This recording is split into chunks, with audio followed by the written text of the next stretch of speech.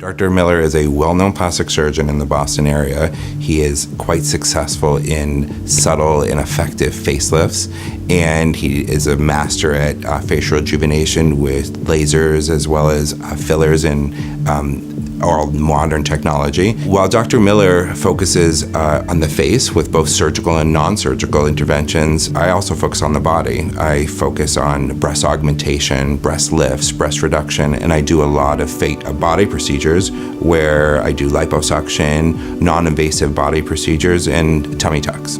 So patients will come here and meet with me before anything is decided. I think patients come and aren't sure of what they're looking for or what their options are. And so the consultation is an open time where patients get to ask me anything that they want, and then I give them my opinion after examining them and evaluating their medical history to make sure that I give them their safest and best options. Breast augmentation is probably my most popular surgical procedure.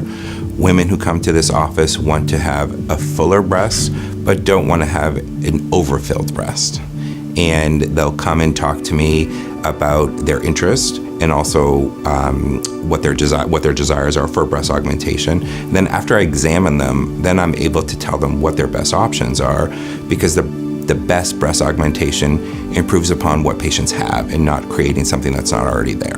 So a breast augmentation, when patients are initially coming out of the recovery room, and in those first couple of days, their breasts are swollen, they feel a little high, and it takes about a week or so for their breasts to not feeling sore, and then it takes a couple of weeks for their breasts to settle. And so patients need to know that coming right out of the operating room is not how their breast will be after a surgical procedure. Patients should expect to be uncomfortable for a few days after surgery. Breast augmentation procedure, it does not create significant pain, but when an implant is placed underneath the chest muscle, which I do for most patients, it can make their breasts and chest muscles achy for a few days. And so I like my patients to take it easy for the first week, but beyond a couple of days, their discomfort shouldn't be there any longer.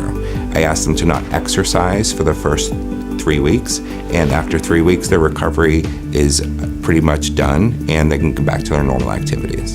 So the ideal candidate for breast augmentation is a female who is otherwise healthy, non-smoking, and at a stable weight.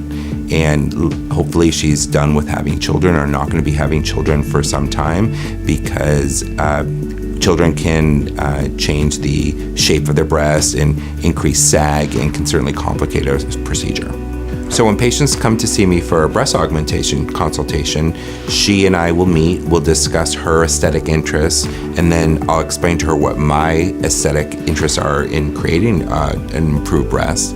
And then I'll examine her, I'll discuss her medical history, I'll determine if it's safe to do a surgical procedure, and then I'll examine her and do measurements of her chest and her breasts. And at that point I can decide what implants would be appropriate for her and what her options are. And then she and I can go through a sizing procedure where she has sizers placed in a bra, and she's able to see what various sizes of breast implants would be like on her.